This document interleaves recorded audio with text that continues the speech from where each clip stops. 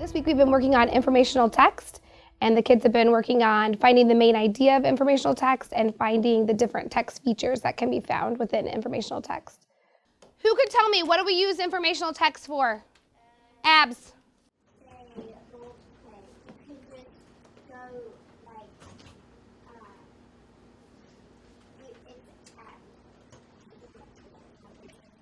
The bold print can be found at the top of the page. You're right, the heading.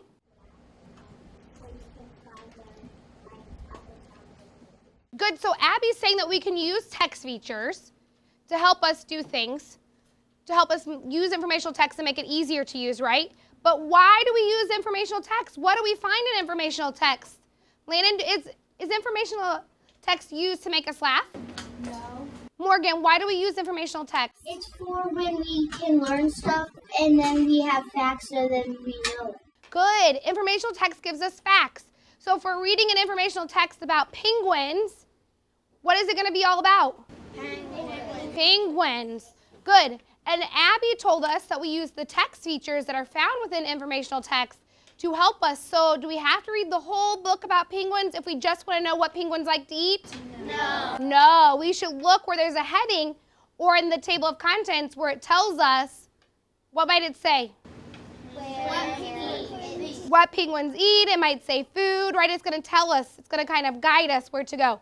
Okay, I want you to open up the book that you picked right now, and I want everybody to try to find one text feature. So throughout the week, we started off on Monday, and students were introduced to the topic of the week, which is informational text. And we began by just looking at different books and deciding, does it give information or is it a story? And students then, we discussed nonfiction versus fiction books, and they went to the bookshelves and they had to pick out books that were nonfiction and books that were fiction. And that's how I introduced our lesson. And then we went on and we looked at the different text features that we could find within informational text. And then we even took it a step further as to why those text features are important to us, how they help us when using the text, how we can use them to research, how they can help us zone in on an important part of the book. And now today I'll be assessing students throughout all 5 centers. Students will be working with me, and we'll be writing a book about penguins where we're having to do research and highlight key points in the text and then use those to create an informational piece about penguins. Here we go, we're gonna get started. So we know that informational text gives us facts, right? That's what we've been learning all week long. I know that Liam hasn't been here, but we're gonna kind of catch him up as we go. In informational text, we know that there's text features, right? So we're gonna start with the 3 easy ones, then we're gonna go to characteristics later. Okay, so we're looking for what penguins eat, about their habitat, and about their young, okay? Let's highlight 3 things that penguins like to eat. So read through that page and see if you guys come to something that tells me what is something that penguins might like to eat. Does anybody see something? Fish. Yes. Chase said fish. What do you see, Xander? Seafood. Seafood. So highlight, you guys can highlight seafood. You can highlight fish. Squid and krill. Oh, good. Squid, krill, good. Anything else? Oh. What do you see? Shrimp, good. Right there. Good. Did we have to read the whole story to find this? No, we didn't, did we? We just used the heading on that page. And that told us, right? Students will be writing their own book about themselves, putting in facts, and they have to put text features in it. So they have to have a heading, they have to have a diagram of themselves, they'll be finding pictures, using Google to focus in on important things that they enjoy in life and that they like. They'll have a glossary at the end, it has to have bold print in it. And then another group will just be answering random questions about informational text using the Promethean board. We will have a group that will be, they'll be taking pictures of different text features and putting it into a pic collage. And they will be emailing that to me. Each text feature has to be labeled. Different groups have to find different amounts depending on their group level. And then another group will be making a thing link, which is created from a book that they have been reading all week long that is an informational text. And they have to share facts that they have learned from that story and then questions that they still have. And they'll be putting that onto their kid blog so that they can share it with other students. Let me show you the table of contents. This is a table of contents. it tells you what page this looks on. So if you were looking for the index, it would go on page 32 or chapter 1. If you're looking for the B-52 in action, you would look on page 5. So this is a heading. And take a picture of it if you want. Right here?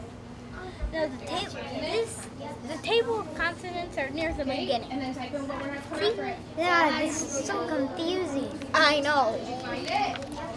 It was pretty hard for me too. This is the table of consonants. Now, do you wanna use? Of course it is. It says it right there. Yeah. So Take a trip. now you can take a picture of that.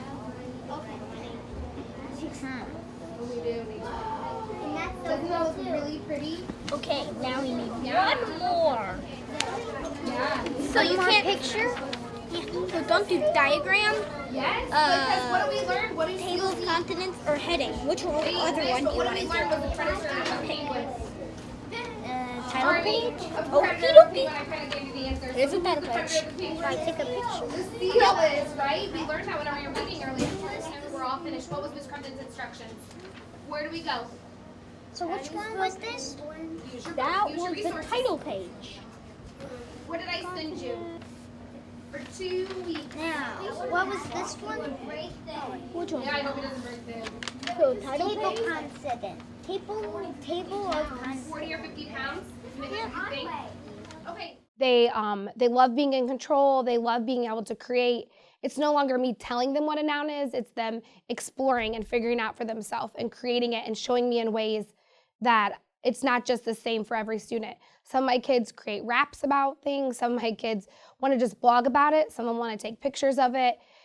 It just allows them to let their creativity shine and what they're good at be the focus instead of it being a paper where they circle something. Each day is different. Sometimes I will create a lesson and then a kid will come to me and say, hey, Miss Crompton, could I show you how I can do this through auto wrap? Absolutely. If you think that you can show me that, go for it. And a lot of times they'll want to do kind of what I suggest, but there's always those few kids that have something that's very creative that they would rather do, or that they're very comfortable with using something else and they like that. And so as long as it's showing me that they know the skill, I'm okay with it. Okay, let's look, see if we can find a page that would tell us where penguins might live in their habitat. So use, in just a minute we will, find a page in here that might have this word, habitat. Nope, not yet. Do you see something that says habitat? Yep. What page did you guys turn to? 8. Page what? 8.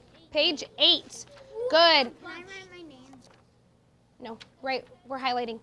Okay, tell me what are some of the places that you guys found? New Zealand? Which it isn't an ocean part anymore, but southern. Antarctica, I heard New Zealand. Southern Hampshire. South. The Southern Hemisphere, good. South Pole. The South Pole, Australia. Australia, Can I? Antarctica. I didn't know they lived on Africa. Yeah, I didn't know that either till whenever I started teaching about penguins. Switzerland. Good, Australia. good. And Grapples Island. Yes, good, highlight it. New Zealand. Yeah, I know. it's pretty cool, huh? All the different places. Islands. Where are they? No, what are they? Well, you know what you could do? Look it up. Google it. Can I go? You want to Google it? Yes, if you want to Google New Zealand, look it up. Good. Let me see. Look at that one. Whoa, Miss Crompton might want to go and stay there. But that's what the other ones look like. Do you think we could go take vacation? I'm not too sure if it's gonna be sharks. Ain't a big Let's see if it's on 2. Yeah, I may want to go someplace there. Whoa. Yes, I Whoa, want to this go place there. is awesome. I want to see. I want to go there. You have to like take a picture of your book and then you have to like go onto this one app and you can create like a story of it. I like this picture better. So we're using more pictures too. All right, so look on that page. We'll go there and Look on the internet, right? do a We can always do a Google search. Okay? and then So, yeah, look at our Google search. You all have a highlighter? What if it doesn't have any Dinner time. Good. She said it have characters. All right, so we have dinner time. Can anybody see that page and tell me what are some different things that penguins eat? I pressed What'd you create find, and then I James? pressed that blue. So highlight that word seafood. That's going to help us. We have to go to our graphic organizer. I conference with my kids every week. So they're always, throughout the whole week, they're working with me at a teacher group. Then we have a conference on Fridays. They also have what's called a book social on Fridays, so they get to sit in a circle and they share with other students about the things that they've learned from their book. We discuss books. That way then it kind of intrigues other kids to want to read the books that we're doing. They have, then they also have their formal assessments like Discovery Education. We take assessments through there. They have star reading assessments. And then our normal weekly assessments, such as like reading and spelling and things like that. I feel that when you give them that independence and that they're able to create and show you what they know, you're really, truly learning what they know. It's no longer limited to just 3 answer choices. And sometimes they push that answer so high and so much more.